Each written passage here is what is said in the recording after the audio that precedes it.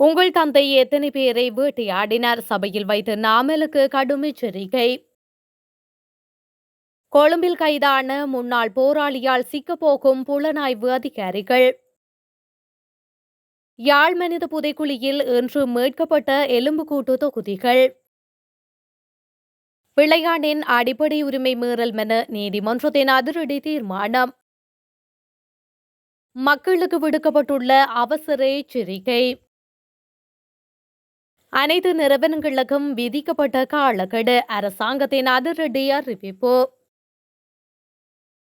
போக வேண்டிய இடத்திற்கு உங்களை அனுப்பி வைப்போம். அனூர் அரசை விளாசிய நாமல் எம்பி.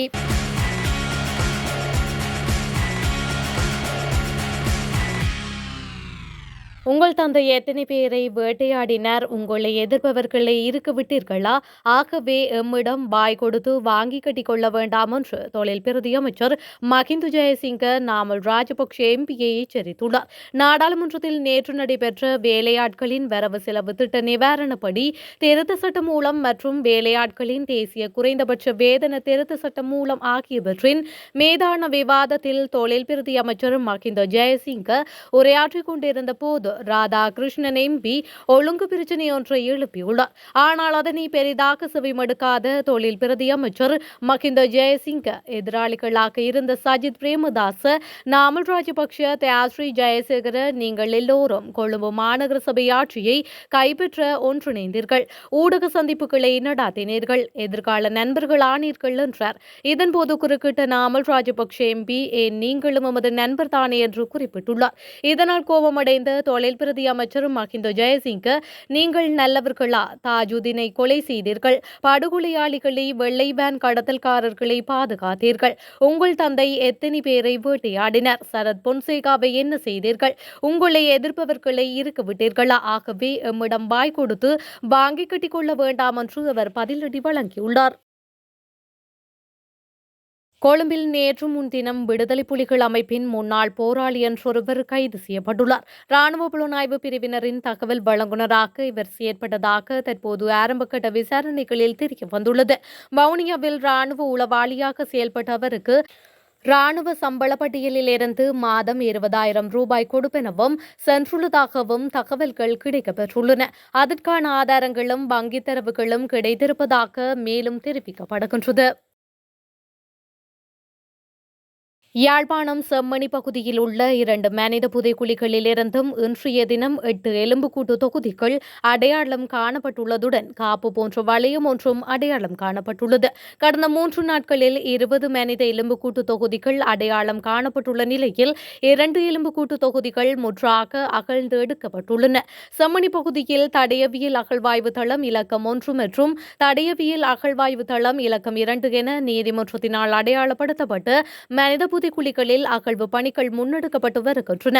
2ஆம் கட்ட பணிகளுக்காக 45 நாட்கள் நீதிமன்றினால் அனுமதிக்கப்பட்டுள்ள நிலையில் தற்போது 2ஆம் பகுதி அகழ்வு பணிகள் இன்றைய தினம் 18வது நாளாக முன்னெடுக்கப்பட்டன. அதன்போது 2 மனித புதைக்குழிகளில் இருந்தும் இன்றைய தினம் 8 எலும்புக்கூட்டு தொகுதிகள் அடையாளம் காணப்பட்டுள்ளன. அதேவேளை செம்மணி மனித புதைக்குழியில் அகழ்வு பணிகள் இதுவரையில் கட்டம் கட்டமாக 27 நாட்கள் முன்னெடுக்கப்பட்டுள்ளன. இன்றைய தினத்துடன் 67 எலும்புக்கூட்டு தொகுதிகள் முற்றாக அகழ்ந்து எடுக்கப்பட்டுள்ள நிலையில் கடந்த 3 தினங்களிலும் 20 எலும்புக்கூட்டு தொகுதிகள் அடையாளம் காணப்பட்டுள்ளன. யாழ் நீதவான் நீதிமன்ற நீதவான் ஏ ஆனந்தராசாவின் கண்காணிப்பில் மேற்கொள்ளப்படும் அகழ்வு பணி தொல்லியல் பேராசிரியர் ராஜ் சோமதேவா, சட்ட வைத்திய அதிகாரி செல்லையா பிரணவன், யாழ்ப்பாண பல்கலைக்கழக தொல்லியல் துறை விரிவுரையாளர்கள், தொல்லியல் துறை மாணவர்களின் பங்களிப்புடன் மேற்கொள்ளப்படுகின்றமையும் குறிப்பிடத்தக்கது.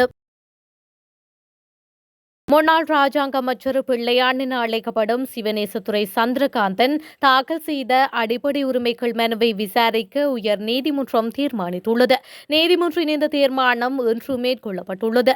பிள்ளையான் தான் கைது செய்யப்பட்டமை சட்டவிரோதமானது என்றும் அவருக்கு வழங்கப்பட்டுள்ள தடுப்பு காவலை எதிர்த்தும் அடிப்படை உரிமைகள் மனு தாக்கல் செய்திருந்தார். குறித்த மனுவில் அரசியலமைப்பின் கீழ் உத்தரவாதம் அளிக்கப்பட்ட பல அடிப்படை உரிமைகள் மீறப்படுவதாக கூறப்பட்டுள்ளது. மனுதாரரான பிள்ளையான் சார்பாக ஜனாதிபதி சட்டத்தரணி மனோகர் டி சில்வா மற்றும் சட்டத்தரணி உதய கம்மன்பில ஆகியோர் முன்னிலையானார்கள். மனுவை தொடர நீதிமன்றம் அனுமதி அளித்துள்ளதுடன் மேலும் அது குறித்த விசாரணைக்கான திகதியையும் நிர்ணயிக்கும் என தெரிவிக்கப்பட்டுள்ளது. 14 மாவட்டங்களில் பலத்த காற்று வீசும் என வானிலை ஆய்வு மையம் எச்சரிக்கை விடுத்துள்ளது.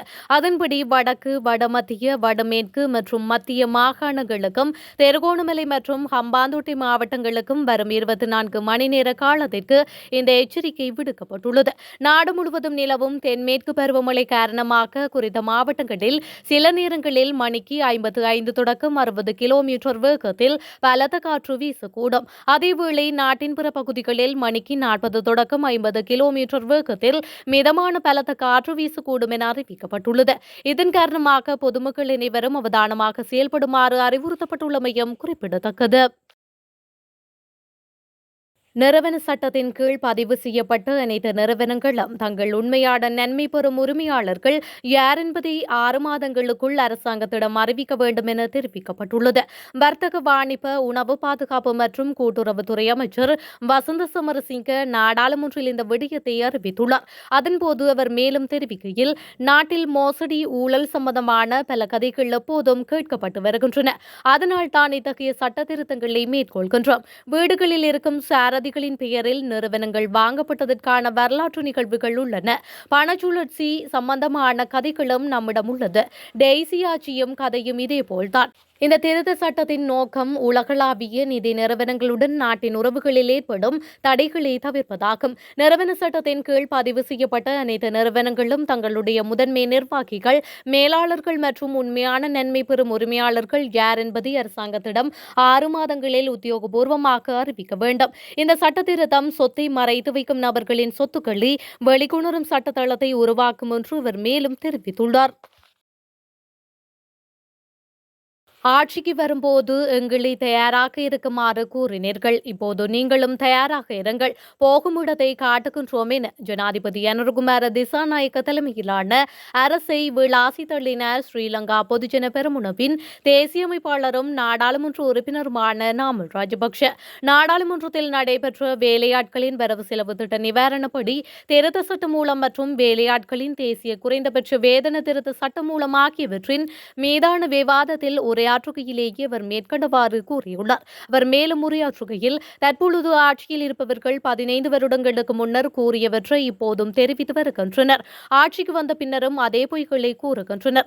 சம்பளத்தை அதிகரிப்பது தொடர்பில் கூறுகின்றீர்கள். அது நல்ல விடயம்.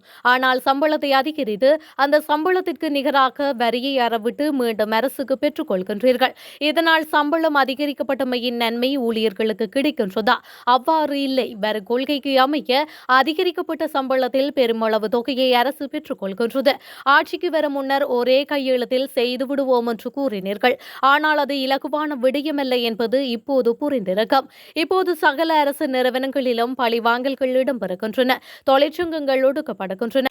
தொழிற்சங்கங்களை நீங்களே வழிநடாத்தினீர்கள். ஆசிரியர் சங்கத்தினர் பாடசாலைக்கு செல்லாமல் அதில் இருந்தனர். இப்போது தொழிற்சங்கங்களை கைவிட்டு இடமாற்றங்களை செய்து அரசு சேவையை செயலிழக்க செய்ய வேண்டும் என்று கூறுகின்றீர்கள். உங்கள் அரசியல் தலையீடுகள் தொடர்பில் கதைக்காது அரசு அதிகாரிகள் மீது குற்றச்சாட்டுகளை முன்வைக்கின்றீர்கள்.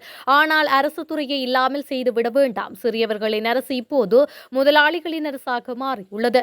அவர்களிடம் கேட்டுத்தான் தீர்மானங்கள் எடுக்கப்படுகின்றன. கோடீஸ்வர வர்த்தகர்களிடம் கேட்டுத்தான் தீர்மானங்கள் எடுக்கப்படுகின்றன.